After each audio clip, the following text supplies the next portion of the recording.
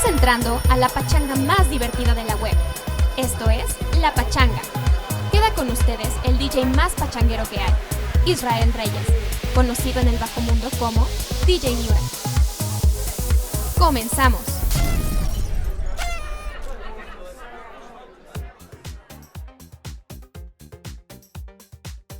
Señoras y señores, muy bienvenidos a La Pachanga. Yo soy su amigo Israel Reyes, mejor conocido en el bajo y oscuro mundo como DJ Miura.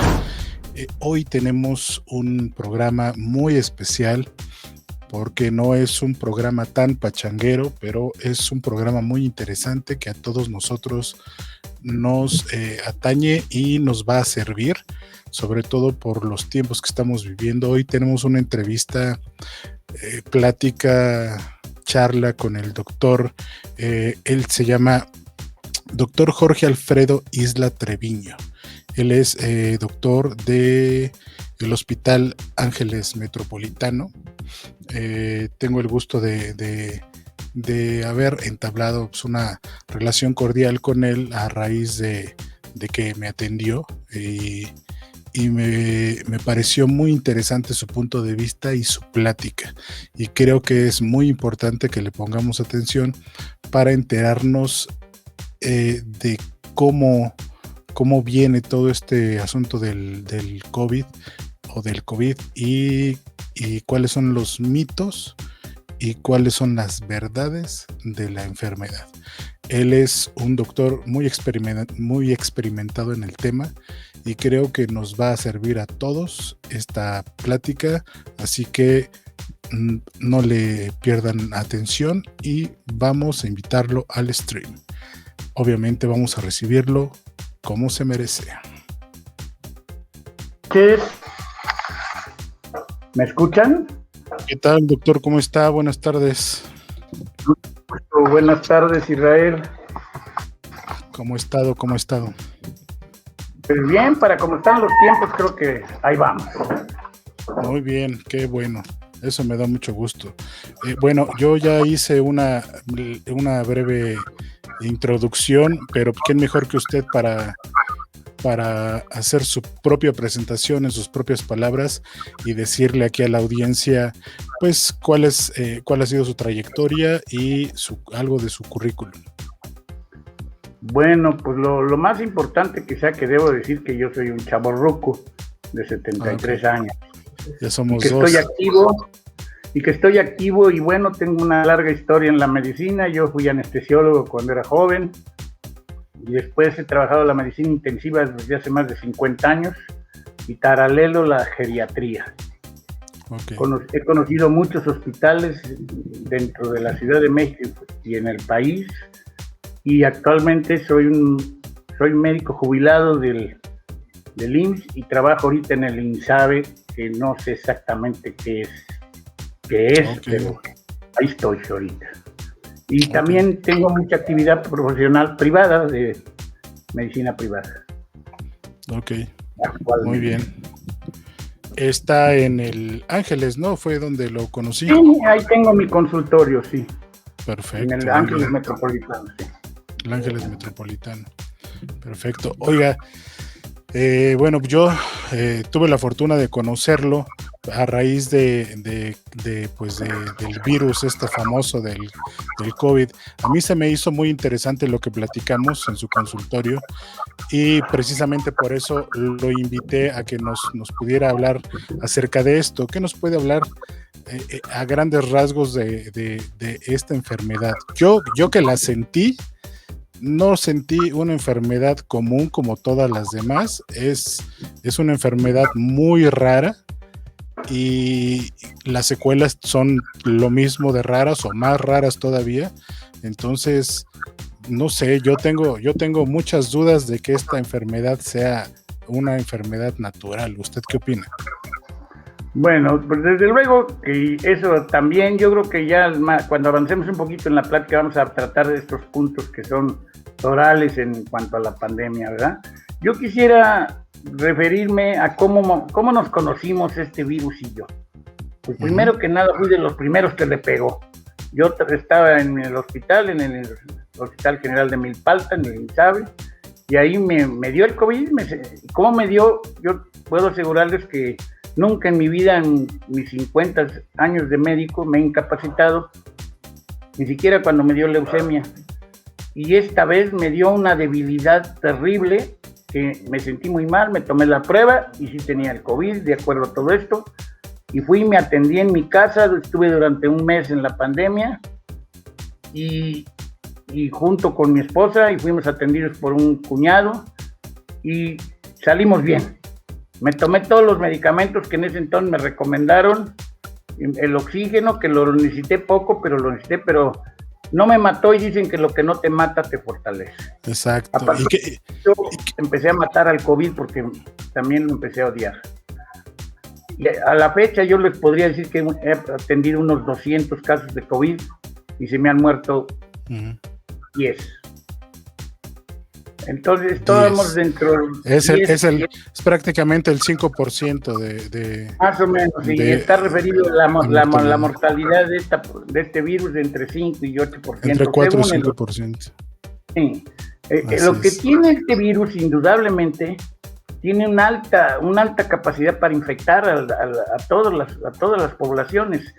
Aunque no sea tan fatal, sí le pega a muchos, y por eso un 5% de más de la mitad de la humanidad son muchísimos, ¿verdad? Claro, sí, claro. Este virus es la tercera calamidad, la tercera guerra mundial de nuestros tiempos, con menos muertos, claro. Eso era lo que se estaba comentando mucho, que prácticamente era la tercera guerra mundial, porque bueno, como usted bien lo dijo, más adelante vamos a ahondar en el tema, pero sí es, su origen es muy, muy incierto y muy, muy raro también, ¿no? Oye, yo le quisiera preguntar, ¿qué tratamiento tomó usted en ese entonces?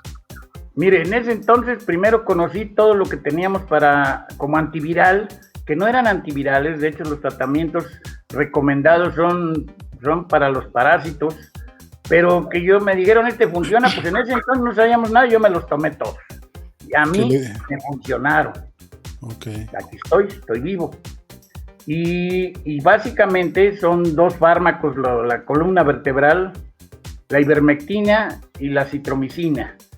Esos dos son los fármacos de base. Y por el otro lado, sí, yo tomé mucho la experiencia de los italianos, que dijeron que los pacientes que se morían en las primeras 48 horas por una respuesta casi podríamos decir antigénica, terrible, en la cual hay una gran liberación de sustancias vasoactivas que destruyen la circulación pulmonar, y los pacientes por eso tuvieron una altísima mortalidad en Italia y España. Entonces ellos recomendaban desde ese entonces que en el momento que tuvieras el COVID empezaras a protegerte con el aspecto inmunológico, con un corticoide.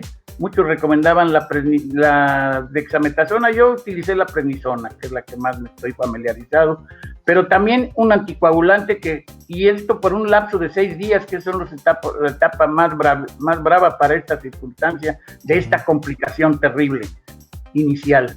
Y entonces yo cabalmente, a partir de ahí, todos los pacientes que recibí con COVID les empecé a dar este tratamiento.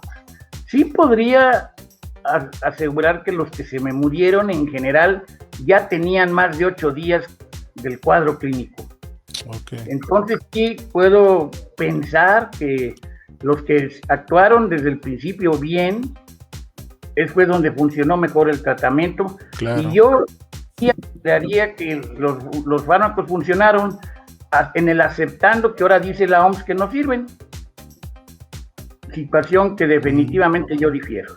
Bueno, pues yo cuando menos los usé y lo viví, y viví también los muertos, y siempre me cuesta trabajo aceptar indicaciones que no encuentro dónde está su base.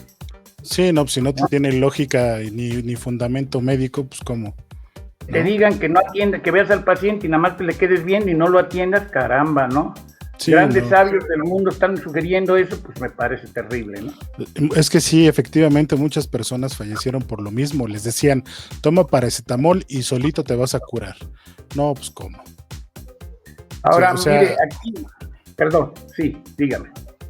Perdón, sí, yo creo que sí hay gente, como en mi caso, que después de los 11 días prácticamente yo ya estaba casi saliendo de la enfermedad, porque por obra y gracia de Dios no me atacó tan fuerte, ¿no? O a lo mejor fue muy poca la carga viral, o fue muy poca la exposición, o mi sistema inmunológico estaba muy fuerte, no sé. Pero la gente que solamente la mandaban a su casa con paracetamol, pues no tenían seguimiento médico, y yo creo que por eso también hubo mucha mortalidad al principio, ¿no? Eso fue una cosa terrible. Mire, en el sexenio pasado había un programa de médico en tu casa, cuando menos en seguimiento de pacientes viejitos que ya teníamos en otros programas para que estaban ya en pacientes que no tenían ya mucha oportunidad en medicina, que le llamamos nosotros medicina de rehabilitación, o que morir ya, entonces hablamos de medicina, se me fue ahorita el nombre, pero había estos pacientes, pero en esta administración se quitaron los médicos propiamente que atendían a los pacientes en su casa. Yo cuando me enteré que a los que tenían COVID y no tenían grandes síntomas los mandaban a su casa, pues ciertamente, ¿no? Los mandaban y el que se pusiera mal, pues se moría, ¿no? Pues sí. Entonces hubo muchos muertos en su casa, obviamente sí. El otro punto fue que también a partir del COVID se dejaron de atender los pacientes graves que había. Entonces, dentro de los grandes muertos que ha habido por COVID, hay también otra proporción parecida e igual de muertos por todas las enfermedades diabéticos, del corazón, del hígado, EPOC, cáncer, que no se atendieron en año y medio, pero se murieron. Claro. Entonces, mucho de lo de las muertes va paralelo, ¿sí? Y claro, ¿por qué se ponían COVID? Porque todo el mundo le ponía COVID, punto, porque era la indicación. Se murió de COVID y no. Oiga, yo tengo una duda, y hay un rumor por ahí, que no sé qué tan cierto es, que mucha gente en algunos hospitales, como el gobierno les daba cierta cantidad de dinero a los hospitales por cada paciente con COVID, se supone que para que atendieran para las medicinas o para su tratamiento, entonces muchas personas que morían de otra cosa le decían a la familia, oye, di que fue de COVID y te damos esta lana. ¿Es cierto que pasaba eso? Mire, yo no podría afirmar esta acción, pero como vivimos muchos ahora en nuestro país, dicen que dice. Algún familiar tuve que se fue a su pueblo natal y llegó muy contento porque me dijo, íbamos a enterrar a mi tía y me llegaron ahí los de la delegación, los que si le ponían COVID me daban 10,000 pesos. ¿Y qué hiciste? Pues vengo ya contento con mis 10,000. Entonces sí fue cierto. Esa es la información que tengo yo, ¿no? Sí, pero ya sí. Dentro de los hospitales lo que sí le podría yo decir es que sí, evidentemente llegó la orden de que todos los hospitales dieran COVID porque estábamos en situación de emergencia, de guerra, y entonces se pierden garantías individuales, se pierden muchas cosas, y los hospitales ya, ahora sí, todos atender COVID, y ahí veía psiquiatras atendiendo COVID, veías también, yo me decía, bueno, ¿qué hace un hospital de ginecobstetricia o un hospital de enfermedades mentales viendo COVID nada más? Porque no había todo el mundo a ver COVID. Y a lo mejor, de acuerdo a la carga de pacientes, puede ser que esté bien de inicio, ¿no? Pero evidentemente, el usar a cualquier médico para atender cualquier paciente no va a funcionar bien. Claro. Entonces, aquí tenemos que ver la situación de la medicina manejada políticamente y la medicina manejada médicamente, ¿no? Ahora, claro. Políticamente, pues, eso sí, yo tengo la impresión de que los directores, si no atendían lo que se les daba la indicación, pues, los quedaban mal y además no había presupuestos para esos hospitales. No, aparte empezaron a correr a la gente que se quejaba. Ándele. No sé si vio usted imagínese usted, grandes hospitales como cardiología, nutrición, se volvieron covidólogos. Digo, yo no sé, entonces tú veías cirujanos viendo COVID, ellos que se dedican a resolver los problemas con el bisturí. Así es. Pero bueno, entiendo que son etapas de guerra, no podría yo afirmar o descartar los aspectos de corrupción, pero sí tengo la impresión de que esto se manejó con muchas imprecisiones en general y no en una forma de una política unida. No hubo una dirección unida de las autoridades de salud. ¿sí? Entonces, pues cada quien hizo lo mejor que pudo, creo que eso fue de alguna manera, ¿no? Eso es lo más loable que veo yo para todo el personal médico, que sin tener una cabeza que les dijera exactamente qué es lo que se debería de hacer, ni teniendo tengo entendido que tampoco se le surtió del equipo médico que se le debía, el equipo mínimo médico que se le debió haber surtido. Entonces tuvieron que trabajar prácticamente pues como pudieron. Y hasta la fecha hay médicos que siguen sin la vacuna porque pues al gobierno se le ocurrió que a los médicos particulares no se les vacunara. Bueno, ese es un principio que se ha establecido en este régimen, ¿no? En realidad no es contra los médicos particulares, es contra los fifís, contra los médicos ricos, porque los que trabajan en hospitales privados son ricos. Y los que trabajan en hospitales sociales son según la ideología de la mexicana, ¿verdad? Entonces cualquiera con que el solo hecho de que entre a un hospital, ya es fifí, a un hospital de estos, ¿verdad? Y la verdad es que somos los mismos médicos en todas las instituciones, en los fifís y en los no fifís y casi todos los médicos somos los mismos, en las dos niveles. Y ciertamente está terrible que les hayan dicho no te vacuno porque estás en un medio privado, porque hay mucha gente que ameritaba ser vacunada, ¿no? Que estaba directamente atendiendo a los pacientes COVID, ¿no? Eso sí, y además la mortalidad del personal de salud ha sido muy alta, precisamente porque se descuidó este aspecto de, oye, protege a tu gente, ¿no? Uh-huh. Con el mínimo que tienes que tener para atenderlos. Realmente esto ha sido muy, muy ineficiente, y yo creo que todos los de los hospitales de México lo manifestarían todo el personal, ¿no? Y por eso sí creo que fue un factor importante por lo cual mucha gente se infectó. ¿Por qué cree usted que el secretario de Salud ni siquiera una conferencia haya dado al respecto y todo lo haya visto el subsecretario López-Gatell? Son cosas que llaman mucho la atención, ¿no? Primero, un epidemiólogo dirigiendo la salud en México, ¿no? Pues pudiera ser, porque ellos tienen las estadísticas, pero hasta donde yo sé, el secretario de Salud es un hombre muy preparado médicamente, es un investigador, un científico muy preponderante, pero efectivamente llama mucho la atención su ausencia en todo este tiempo, ¿no? Y uno se dice, caray, ¿qué pasó aquí, no? Y que el que determinaba toda la salud y ha sido el otro, ¿no? Yo siento aquí algo terrible, ¿no? Luego se omitió, siendo un epidemiólogo que pues nadie conocía, no se tomó en cuenta los criterios de epidemiólogos que han sido pues muy, muy reconocidos en nuestro país, se hicieron a un lado, ¿no? O sea, bueno, realmente mi cuate manejó la salud, ¿no?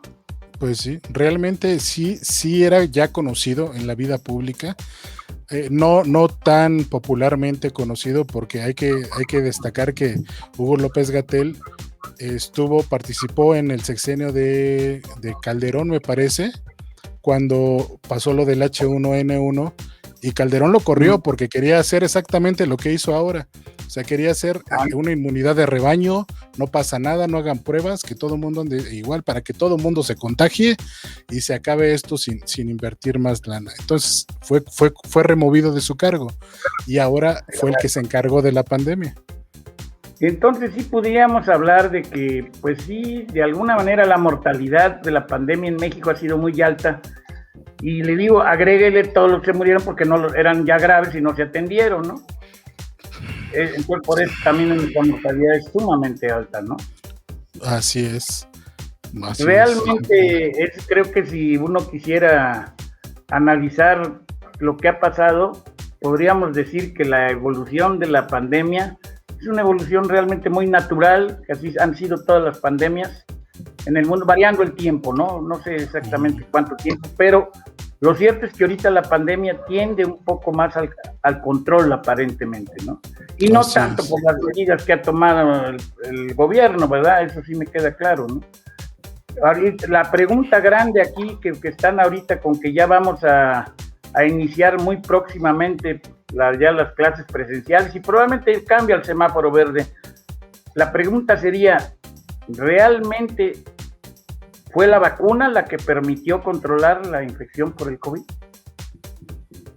Pues yo no creo, porque no va ni el 5% de la población vacunada y los índices indican, o por lo menos lo que nos dicen las gráficas de algunas páginas, es que viene a la baja la tendencia de contagios. El asunto Claro.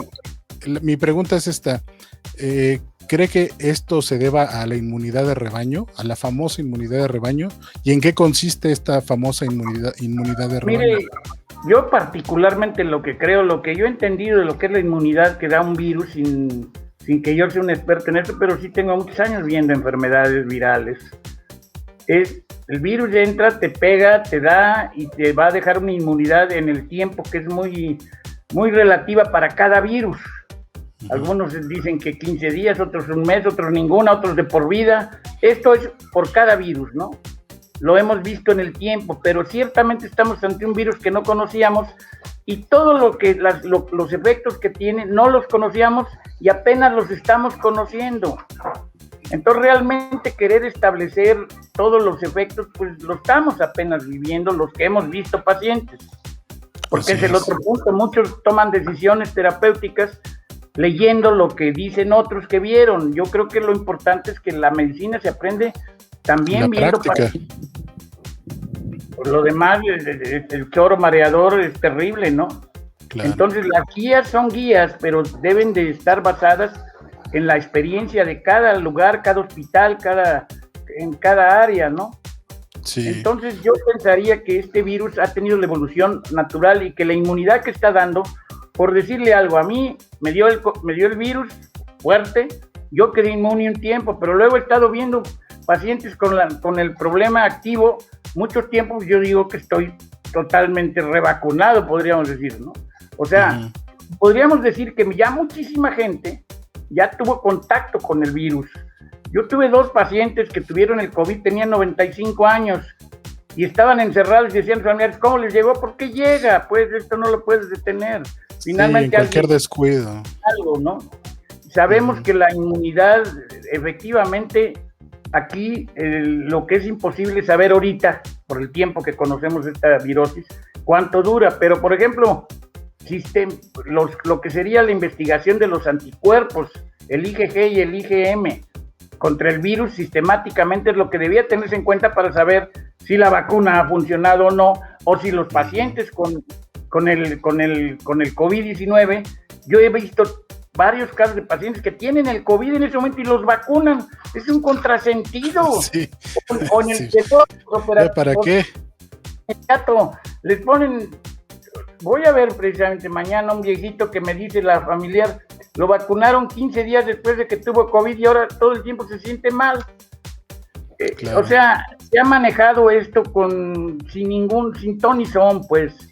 No hay una idea realmente a quién debo vacunar. Estrictamente hablando, yo entiendo, si hay una urgencia como esta, pues no tienes tiempo para estar viendo a quién sí y a quién no, pero hay cosas mínimas, ¿no? Si tiene COVID, no lo vacuno, ¿no? O si tiene... pues es muy peligroso. Yo veo que vacunan a todos, los que tienen enfermedades graves, un paciente, no sé, pacientes trasplantados, pacientes con enfermedades inmunológicas, pacientes que tienen ya enfermedades, está muy cuestionable, ¿lo vacuno o no lo vacuno? Sí. A lo mejor sí, a lo mejor no, pero cuando menos debía detenerme y pensarlo. Ahora, lo que definitivamente no vacuno, si un paciente me ha dado reacciones alérgicas muy graves a otros fármacos, no lo vacuno. Claro. Pero bueno, ese es mi pensamiento. Yo respeto que hay otras formas de pensar. Hace un momento usted dijo, bueno, es que yo no soy experto en este tema, pero realmente no hay ningún experto en el mundo en este tema porque es nuevo para todos, ¿no? Exactamente, este es el punto más trascendente aquí. ¿Los expertos cuáles son? Los epidemiólogos lo único que hablan es la estadística que les llega, ¿sí? Pero en realidad lo que nos va a dar la expertise a todos es los que estamos viendo a los pacientes, verlos directamente, y nosotros tenemos la suficiente experiencia como para establecer nuestra experiencia y no aceptar lo que me dicen como ver los síntomas y el cuadro clínico, eso sí. Que me lo dé otro, no, yo lo he vivido y puedo asegurar que sí sé el cuadro clínico del COVID-19 en nuestro país. Así es. Oiga. Aprovecho para decirle otra situación de incongruencia.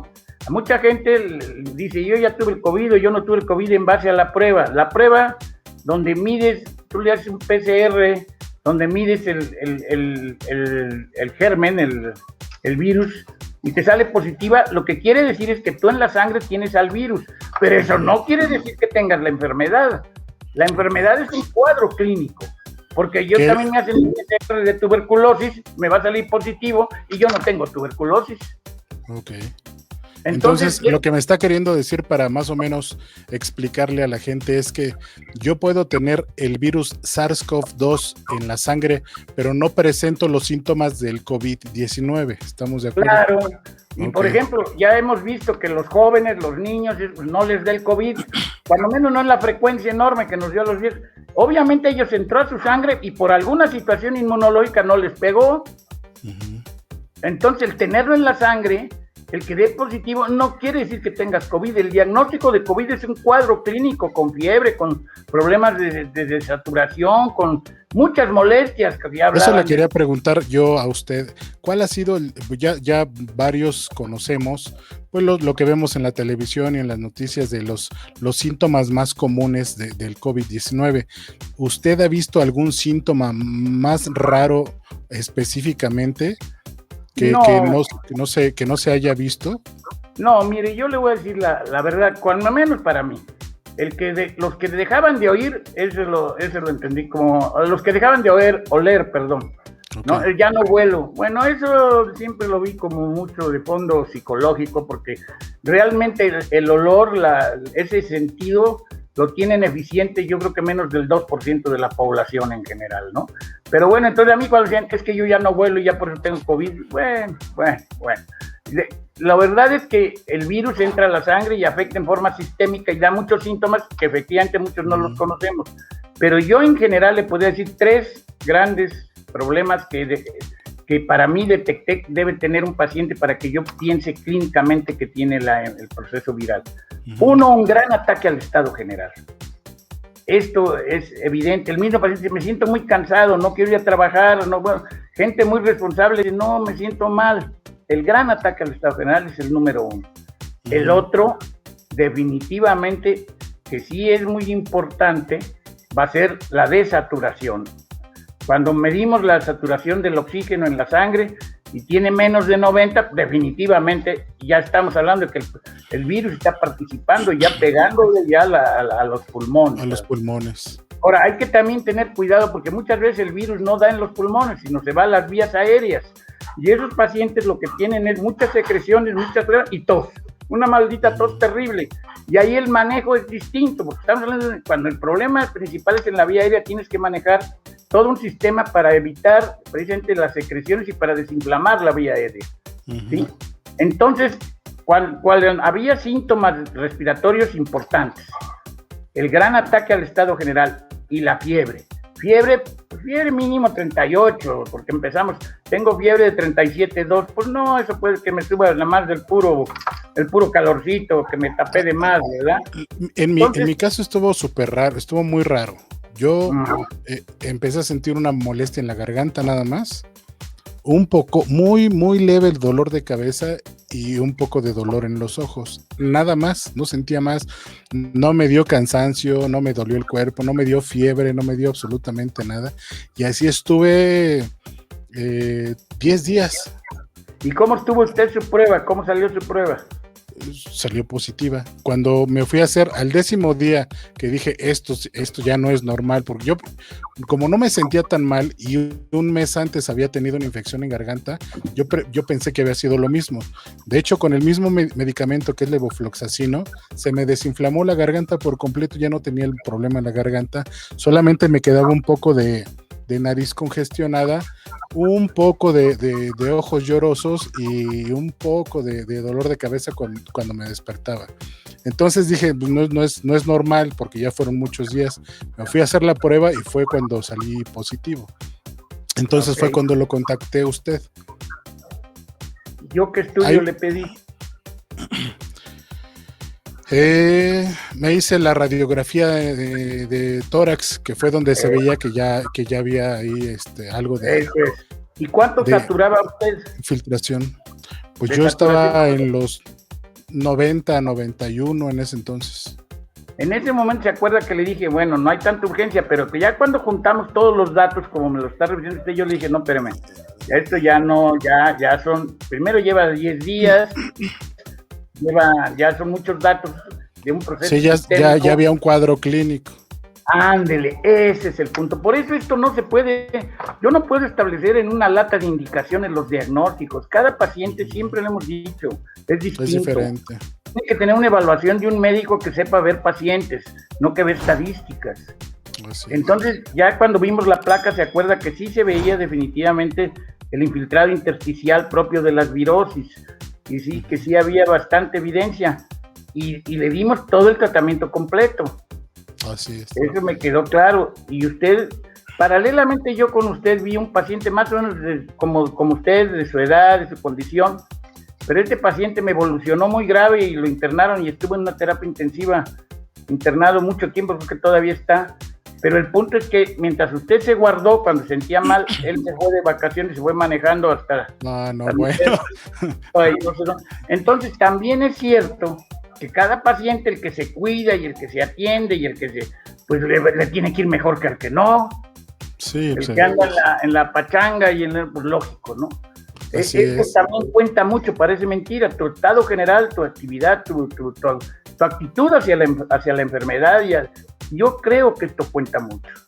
Claro, la mayoría de la gente que se ha recuperado de la enfermedad me ha dicho, tu actitud y tu mentalidad cuentan muchísimo para tu recuperación, porque si caes en pánico y si caes en el ya me voy a morir, pues muy seguro que pase.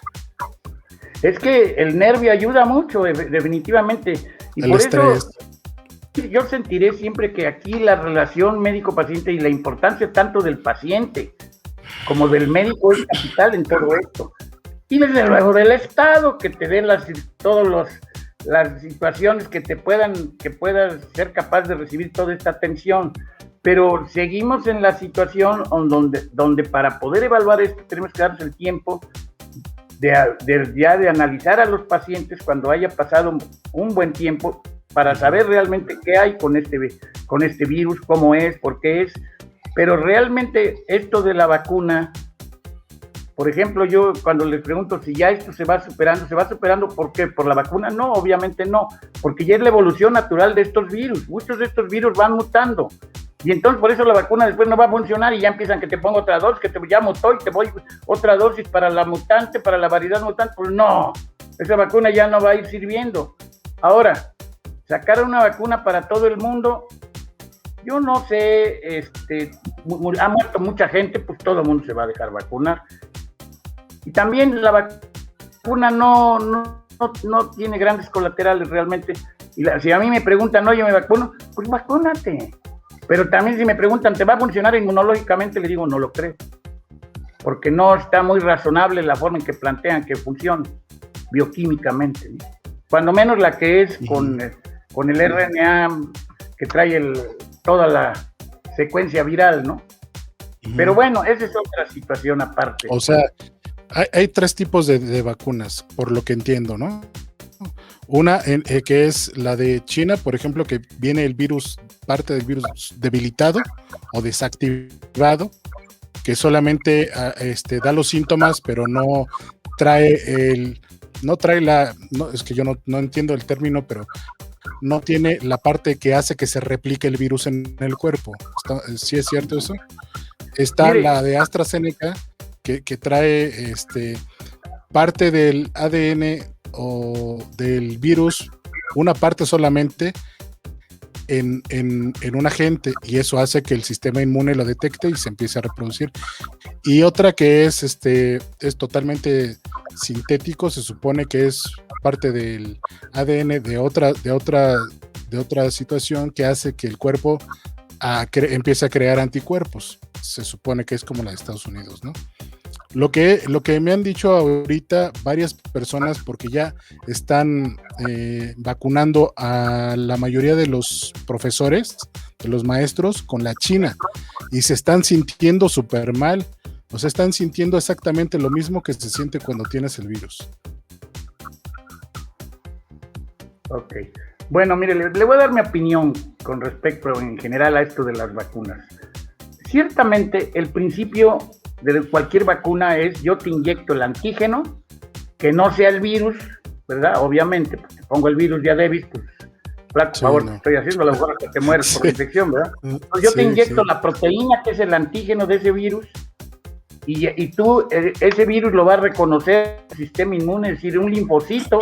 Primero se lo va a comer un macrófago, el macrófago se lo va a presentar a un linfocito T, y el linfocito T va a mandarle la orden al linfocito B para que empiece a producir anticuerpos contra ese virus, y la próxima vez que ese virus se presente en tu sangre, pácatela, se lo van a acabar. Es el principio de toda vacuna. Ahora, ¿cuál es el problema? Que muchos virus es muy difícil lograr sintetizar la proteína importante de ese virus. Entonces, una de las formas que se les ocurrió, pues, probablemente asequible, era que el virus lo atontan efectivamente, pero no lo matan y te lo inyectan. Y el problema es que a muchos pacientes pues se les desatonta el virus y les pega, ¿no? A lo mejor no tan duro, pero les pega. Entonces muchos pacientes, por ejemplo, la influenza es así, y entonces a muchos pacientes les da hasta la influenza, todo el cuadro clínico de la influenza, con la vacuna. Sí, sí. Los agarran con las defensas bajas y lo matan. Entran esos otros factores. Ahora, el otro punto es que pueden ya hacer lo que salió ahora.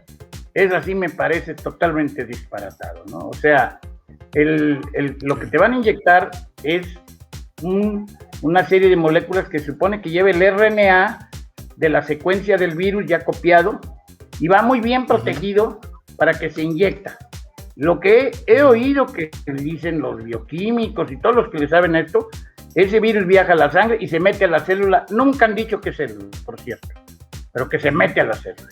Y que allí ya una vez que adentro de la célula se va directamente por todo el citosol, el citoplasma, y se va a llegar al aparato de Golgi, al ribosoma propiamente, y lleva en su secuencia, ya lleva la indicación de qué aminoácido va a producir, o sea, que finalmente lleva toda la indicación para que el ribosoma de la célula produzca el antígeno, y cuando ese antígeno ya está madurado, va a salir hacia la superficie de la célula por afuera de la membrana, y ya que está ahí paradito, haciendo señales, lo ve un linfocito T, y ese linfocito T ya lo reconoce y otra vez ya manda la orden al linfocito B para producir los anticuerpos. No, está de película sensacional de Walt Disney, ¿no? O sea que no es cierto nada de eso.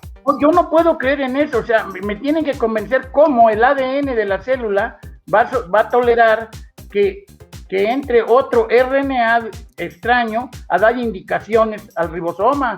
Hay 1000 enzimas que van a bloquear que entre otro extraño.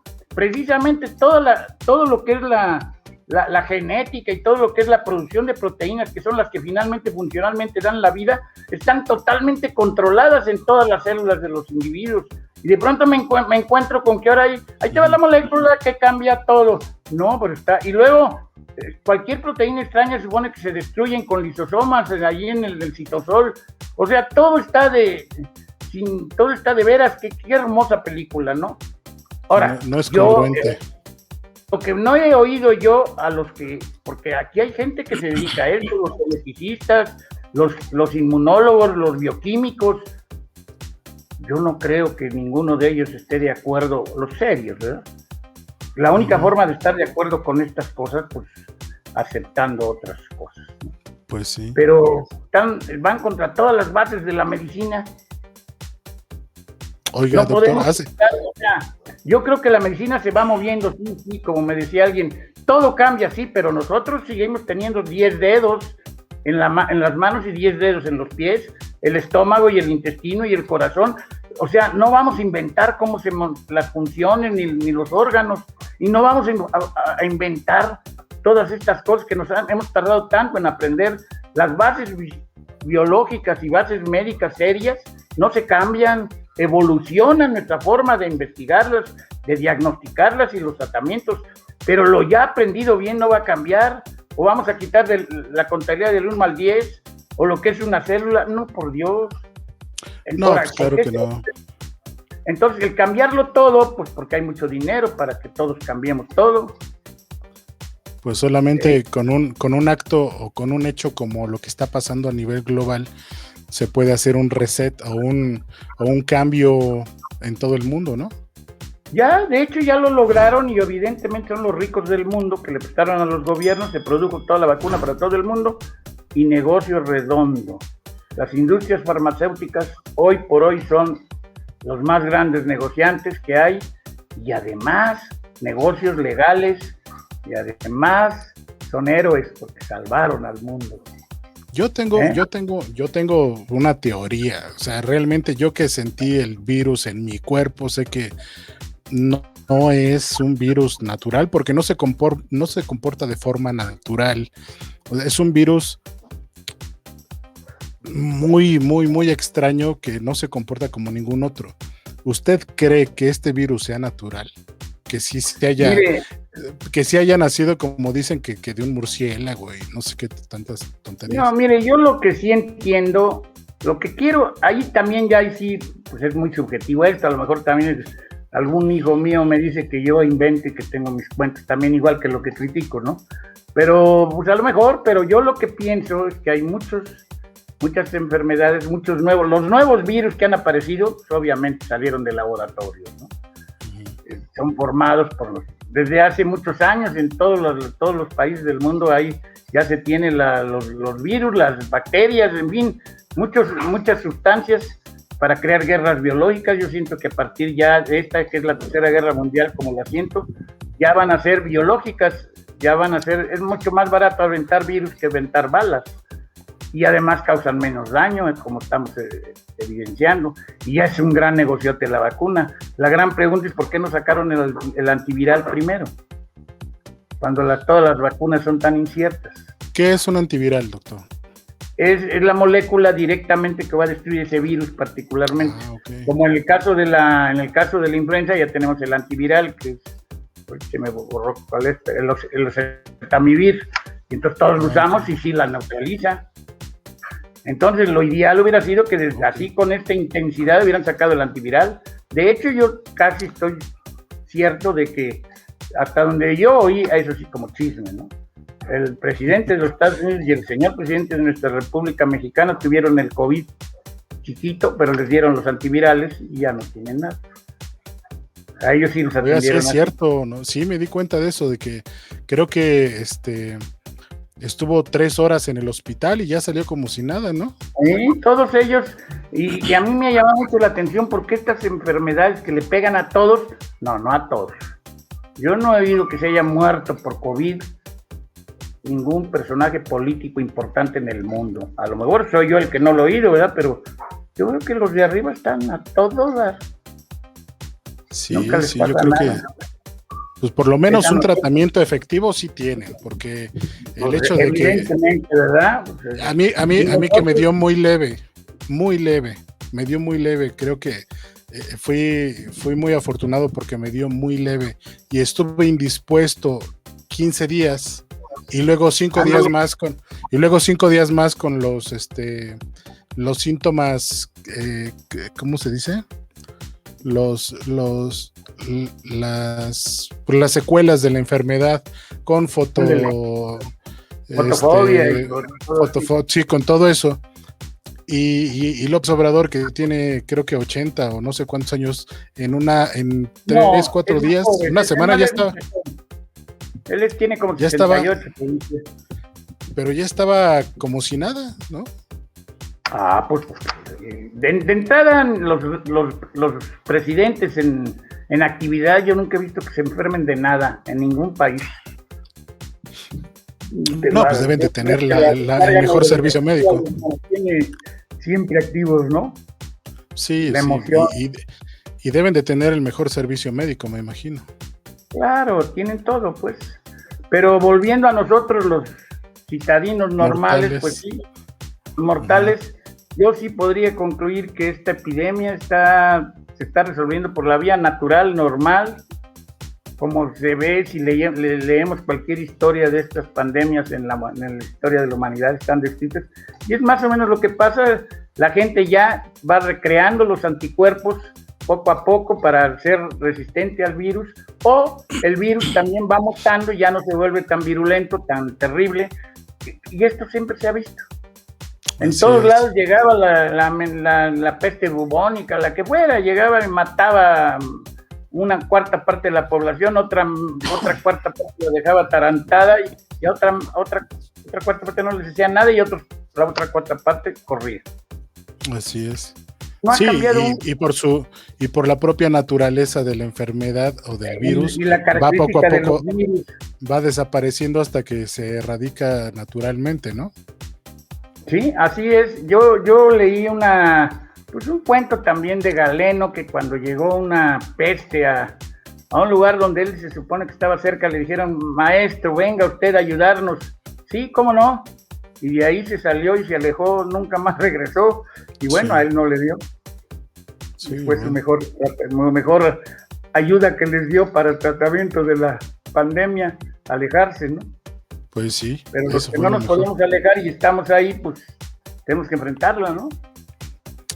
Pues sí, hombre, qué mal. Oiga, ¿usted qué opina de la mortalidad en México? Que es en porcentajes mucho más alta que cualquier otro país. Creo que estamos por ahí del 11 al 15% de mortalidad, cuando en otros países la mortalidad es el 4 o el 5%. Yo siento que los muertos, que hay mucho muerto que no se, de lo que les decía, los pacientes graves que no se atendieron, que también se murieron, y en los certificados les ponen COVID. Pero yo creo que también hay otros que se fueron a atender a su casa y se murieron allá y tampoco Pero se ya cuando tomaron en lleguen del cuenta. certificado les pone COVID a todos. O sea, la indicación era COVID a todos. ¿Por qué? No lo sé. Porque finalmente el que hace el certificado, cualquiera dice que es un COVID. Entonces, eso no lo vamos a ver en realidad. Es como muchos pacientes que se murió de infarto del miocardio y nunca fue. Pero bueno, pues eso dice. Yo creo que efectivamente los muertos va a haber un aproximado en la próxima ronda que se echen los del INEGI a contar a ver cuántos quedaron, ¿no? Pues sí. Y mire, también entran muchas cosas. Por ejemplo, yo le diría a alguien tiene COVID y está muy mal y lo intuban, lo maneja el ventilador, pero lo maneja el ventilador gente que no sabe manejar ventiladores, también fue otro factor muy importante para que murieran muchos. Esa es otra, que no saben los procedimientos mínimos para poder tratar un paciente. Por ejemplo, una intubación es muy... hay pacientes... Ahí en la pura intubada, hay paz, pum. Hay pacientes, es lo que le iba a decir, hay pacientes que en la pura intubada se mueren. Sí. Y es que también lo que yo siempre he insistido, ahorita voy y tomo un curso de 8 días para manejar un jet, y en 8 días me ven manejando el jet, pues está cañón, ¿no? Sí, bueno. No, manejar un ventilador no es difícil, pero no tampoco tan sencillito. Pues sí, y manejar un paciente grave pues requiere un mínimo de base. De especialización. Sí, de especialización. Ahora entiendo, pues no había de otra, bueno, de modo, también ya la suerte de uno, ¿no? Pero sí hay que tomar en cuenta que en la mortalidad entran muchos factores, no necesariamente atribuirse al COVID. Ahora hay quienes el COVID les destruye el pulmón y hágales lo que le hagas, se van a morir. Así es. Oiga, usted hace ratito habló de que se estaba actuando, me dijo, como en tiempos de guerra. Sí. ¿Cree que efectivamente esta haya sido una guerra bacteriológica? Sí, creo que eso es una guerra y creo que es bacteriológica, y creo que cuando estamos en guerra la gente cambia. Por ejemplo, ya usted conoce, vamos a poner una pareja y dice, oye, estamos en guerra, oye, vamos a... No, lo hacemos ya. ¿Pero por qué? Porque me puedo morir. Así es. La gente cambia su actitud en las guerras. La actitud y la ideología. Estábamos viendo películas de guerra y no entendíamos por qué eran distintos. Los grandes amores en las guerras nosotros los veíamos con mucha pasión. Es que es distinto, efectivamente todos los que están viviendo la guerra dicen, me puedo morir al salir de aquí o en este momento aquí mismo. Entonces tu actitud hacia la vida cambia. Esto nos revolucionó a toda la humanidad. Sí, ese es un punto muy importante y eso no lo había pensado. Sé que ha afectado a mucha gente porque he hablado con psiquiatras y con psicólogos que ahorita tienen muchísimo trabajo porque la mayoría de la gente está muy estresada, tiene ansiedad o tiene depresión, sobre todo los jóvenes que apenas estaban empezando a vivir y de repente enciérralos un año y medio sin ver a sus amigos, sin tener vida social, que es muy importante en su desarrollo psicológico en la adolescencia. Entonces, hay mucho crecimiento de depresión entre los jóvenes y entre los adultos. Creció la violencia intrafamiliar, crecieron muchísimas cosas, pero no me había puesto a pensar que también psicológicamente también hay una revolución para hacer cosas que no nos habíamos atrevido a hacer. Así es. Y también yo, por ejemplo, paralelamente a muchas cosas, manejo que la mayor parte de las depresiones, el mejor tratamiento son 10,000 euros. Sí. Entonces, mucho del problema actual, pues además de todo lo que usted ha mencionado, pues es el dinero. Pues si no hay dinero que alcance, no hay nada. Mucha gente ya se está saliendo, no hay que comer, muchos han dejado la escuela porque no tienen forma no tienen para poner la computadora, porque, en fin, esto ya llegó a una situación de crisis económica muy grave en el país. Esa es la percepción que tengo. Y eso pues sí motiva para todo, ¿no? Como dice, va a estar triste si no tiene para comer. Pues claro, sí, no. Oiga, y desde su punto de vista, del 1 al 10, ¿qué calificación le pondría a la política de salud que se le dio al tratamiento de la pandemia? Mire, a la política de salud yo le pondría pues un 6. A Gatell le pondría 5. Y al secretario de salud le pondría 3. Y al presidente, pues creo que la manejó. Pues sí, con todas las que hace, pues ahí creo que ahí la fue llevando un 6 también. No sé qué, no tengo a nadie que yo podría decir, lo hizo bien o no, yo no vi nada, no sé si usted realmente se percibió ahí la mano de alguien que dirigiera el equipo, yo no vi nada. Pues es que no ha habido un solo punto en el que se haya manejado bien la pandemia. O sea, desde que empezó, en lugar de cerrar fronteras y de evitar que llegaran los aviones, hizo lo contrario. Les dijo, aquí vénganse, aquí son bien recibidos. De hecho, recibió un crucero lleno con gente infectada, creo que por las costas de Huatulco, por no sé dónde por ahí. Ajá, sí, eso fue una. La otra, decir que no era necesario el cubrebocas, que no pasaba nada. El presidente diciendo que se abrazaran, que no pasaba nada, que salieran a los restaurantes y todo. Eso, o sea, lo de la vacunación, o sea, el porcentaje de vacunados es mínimo. El asunto de la concientización para la gente, para implementar medidas de seguridad para que no hubiera más contagios, por ejemplo, no hicieron absolutamente nada efectivo para contrarrestar un poco la enfermedad. ¿O usted sí ha visto algún punto bueno que hayan hecho? La verdad yo no, yo veo terrible que una pandemia como esta tan grave se maneje con decisiones políticas y no realmente de salud, ¿no? Con un mínimo de que te preocupe la salud de tu pueblo, ¿no? Y no con tonterías políticas, ni con gente inexperta, pues tomaría yo a la mejor gente que tuviera, ¿no? Se supone que probadamente han tenido experiencias tanto en la política de la salud pública, que yo hubiera pensado que, es más, hay aquí muchos, ya tenemos incluso cuando se levantó el semáforo, se tardó mucho tiempo para levantar el semáforo, cuando ya estaba terrible la mortalidad, y nadie hacía nada, y todo el mundo preguntaba, ¿dónde está la Secretaría de Salud? Y sí, aquí ha habido una gran ausencia, o sea, llegó un hombre que maneja todo, en política, en economía, en todo, ¿no?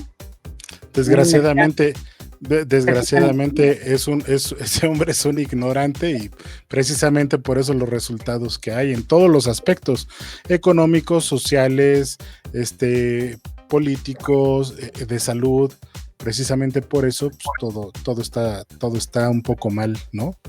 Ahora, yo le voy a decir algo realmente que me sale del fondo de mi pecho. A mí no me había matado ni la leucemia, ni la diabetes, ni el COVID. Y me siento fortalecido de estar vivo. Creo que esa es mi principal virtud. A los 73 años estoy vivo y estoy activo. Pero lo más importante es que creo que el pueblo de México superará esta crisis y también superará su crisis política. Y vamos a sobrevivir a todas estas circunstancias, y aunque sea alguna vez, nos vamos a tardar, pero vamos a llegar a ser realmente los mexicanos que todos esperamos ser y al pueblo que todos creemos que merecemos ser. Claro, efectivamente, como usted dijo hace ratito, lo que no nos mata nos hace más fuertes, y creo que esta crisis política que hay nos ha hecho, a muchas personas que no se interesaban en la política les ha abierto los ojos, y entonces les ha interesado porque ya les pegó. O sea, no es porque dicen que él anda por ahí, dicen que él es, no, ya les pegó en el bolsillo, ya les pegó en su quincena, ya les pegó en lo que se comen, que efectivamente no se están haciendo las cosas bien. Entonces creo que un poco más de la población se va a interesar un poco más en la cuestión política. Así es, creo que es evidente y ojalá que se refleje todo eso, ojalá que se refleje todo eso en las próximas elecciones.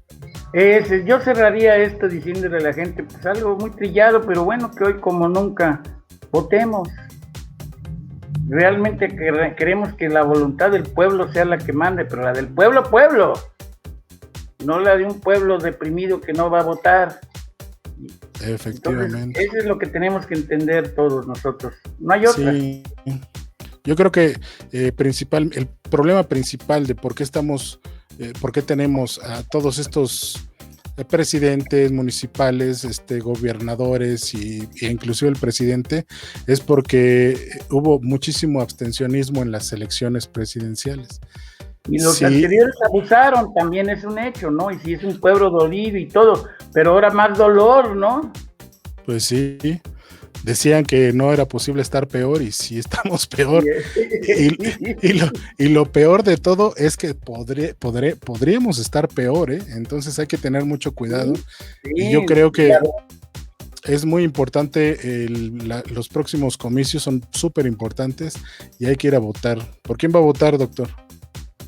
Pues sé por quién no. Yo no voté por el partido de Morena, ni votaré por Morena. Yo siempre fui, desgraciadamente, priista, pero y luego un tiempo viré tantito al PAN y pues no me voy a ir al partido ese, el PSEXI, ¿cómo se llama? El PSEXI. Pues no, pero yo pensaría que yo votaría por el individuo que yo vea en un momento dado, como son por diputados y por personas de las alcaldías y todo, pues yo diría, pues tú vota por la persona cuando menos que has visto una propuesta, un algo que tú creas, ¿no? Que interiorízate, a ver, pues siquiera que tenga una propuesta, por ejemplo, pues me entero así que uno salió de un sarcófago para promoverse y que otro salió siendo superhéroe y bueno, ya estamos viendo ya vaciladas, ¿no? ¿Cómo abusan? Es lamentable ver en lo que se ha convertido la política y es lamentable todavía más ver a este tipo de personajes políticos creyendo que haciendo ese tipo de cosas van a jalar gente. Y si sí pasa eso. Hay gente, otro que fajando ahí, no sé, yo creo que las gentes que nos dirigen debe ser gente seria, gente honesta, gente casada. Preparada. Con un mínimo, hay un mínimo, ¿no? Pero sí, desgraciadamente lo único que hemos permitido que gente que maneja únicamente votos sean los que dirijan este país. Pues sí, desgraciadamente no nos interesamos tanto. Los hemos dejado. Efectivamente. Es cosa de que no nos interesamos en la política. Así tan es. Importante. Interesarnos todos, ¿no? Cuando menos en la forma de hacer una política racional, que es votando. Sí, es que mucha gente no se da cuenta de cómo influye la política en nuestra vida diaria. Uno cree que el político está allá y estando allá no nos va a afectar para nada lo que haga, y no. Se afecta absolutamente en todo. Todo. Tu jefe directo y tu jefe mayor son claves en el modo de vivendis que tengas en la vida. Y lo hemos visto, ¿no? Cuántos pueblos han sufrido tanto al haber... Las democracias también se equivocan y ya vimos con los nazis y lo hemos vivido muchas veces, ¿no? Entonces, pero también es la posibilidad que tiene una población de recuperarse, ¿no? Y ojalá tengamos un mejor destino, y puros ladrones y gente pues muy malas personas nos han tocado como políticos, directores de nuestra vida en este país. Ya pues, debemos de empezar a tener gente un poco mejor, éticos, preocupados por el país. Ojalá. Pues sí, de todas las administraciones que ha habido, ¿hay alguna que le haya gustado más o menos? Que usted cree que haya hecho las cosas bien. Yo conocí, por ejemplo, la que se me hizo atroz, la más atroz que yo he vivido es la de Echeverría. Esa para mí fue terrible, ¿no? La de Salinas me gustó los primeros 5 años y después se le botó el chango. Pero ¿qué tal en el sexto? Nos dio en la torre. Ya le mandó el francesito y empezó a hacer locuras, empezó a matar, empezó a hacer... Pero ese iba bien. Y pues yo diría que el menos...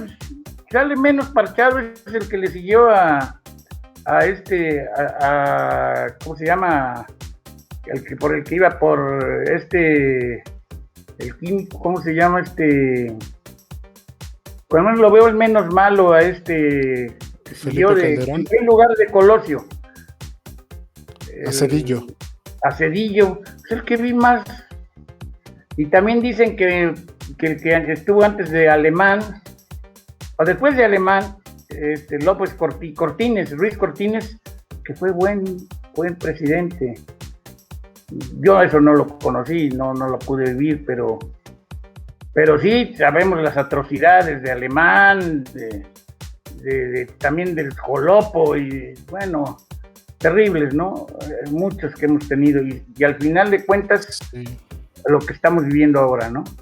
Pues sí, pero yo concuerdo con usted que México ha sufrido esto y mucho más, y se va a recuperar en todos los sentidos.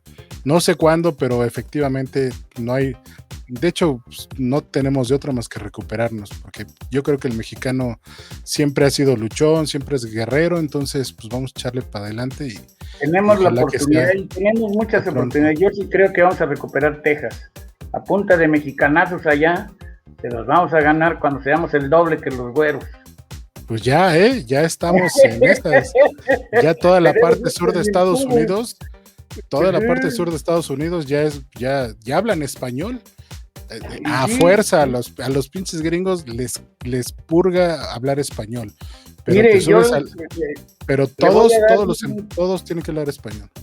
Un poquito ya para terminar, yo le diría, no quisiera abusar, pero aprovecho esta voz para expresar algo que tengo todo el tiempo analizado. Cuando les pregunto a mis alumnos, yo doy clase en la UNAM de geriatría, cuando les pregunto a mis alumnos, ¿qué opinan ustedes de los viejitos de Europa, de Canadá, de Estados Unidos, de los países desarrollados? ¿Cómo viven los viejitos? Los han visto pues ahora ya vemos las teleseries ya de todo el mundo, ¿verdad? Todo el mundo ya ha visto cómo, y me dice uno, pues viven pues como solitos en sus casotas, ¿sí? La vida de los viejitos de estos países es muy triste, muy solos, porque hay una pequeña circunstancia, los países ricos del mundo no aprendieron a cultivar el amor, no hay el amor de la familia, no hay el amor de la pareja, no hay el amor hacia los hijos. Es un desastre. Y entonces uno se pregunta, ¿para qué vivir vidas tan positivas desde el punto de vista económico? Para vivir tan tristes finalmente. Y entonces cuando yo rescato que nosotros, que tenemos tantas fallas en la productividad, en la responsabilidad, en mil cosas, pero afectivitos sí somos. Y yo siento que ese es algo muy positivo de nuestro pueblo. Así es. Hay que encontrar ese equilibrio para que todos vivamos bien, que nos vaya bien. Nos falta el otro lado, también tenemos que trabajar. Y que nos vaya bien económicamente, espiritualmente y físicamente. No es fácil, pero si trabajamos todos en eso, creo que vamos a tener una buena vida, ¿no? Pues igual, doctor, muchísimas gracias por haberse tomado el tiempo de estar con nosotros. No, al contrario, yo creo que hay muchas cosas que la gente desconoce y que tiene que saber acerca de la enfermedad, porque pues muchas se quedaron con lo que oyeron al principio y no saben absolutamente nada, y desgraciadamente hay gente que no se informa, no lee y no se interesa hasta que les da una gripe fuerte, ¿no? Entonces, yo le agradezco muchísimo esto, y también le agradezco a toda la gente que nos ve. Oiga, ¿hay algún correo al que le puedan llamar? Cómo no, le voy a dar mi correo. Isla Trevino con N. Ajá. Trevino Jorge. Ok. arroba gmail.com. Ok. Bueno, doctor, entonces, ¿quiere dejar algún número por si alguna consulta? El número telefónico sí es el 55 54 35 10 44. Les pediría que me hablaran, y mejor en WhatsApp, porque me llegan luego 1000 llamadas y yo no puedo atender. Yo ando en Moby Dick. Entonces en WhatsApp lo reviso en las noches, todas las noches. Muy bien. ¿O prefiere entonces que mejor le manden correo? Correo, no, el mejor es el WhatsApp, se lo reviso todas las noches. Y el correo lo reviso ya yo soy viejito y no dependo tanto de la digital. ¿Cuál, hombre? Si está más lúcido que muchos de mi edad que yo conozco. Pero bueno, me dio muchísimo gusto. Igualmente. Con todo gusto, que me dé su opinión, pues será bienvenida, claro.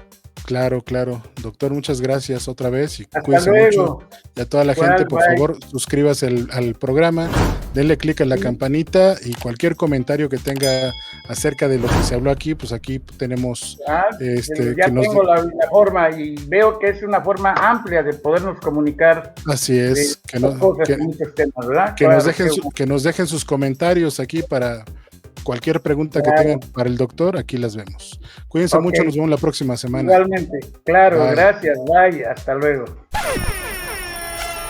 ¡Oh, qué buena música! Él es DJ Miura, un DJ marca Acme. Se acabó la pachanga del día de hoy. Los esperamos la próxima semana con más fiestas para todos ustedes. Esto fue La Pachanga. Hasta la próxima.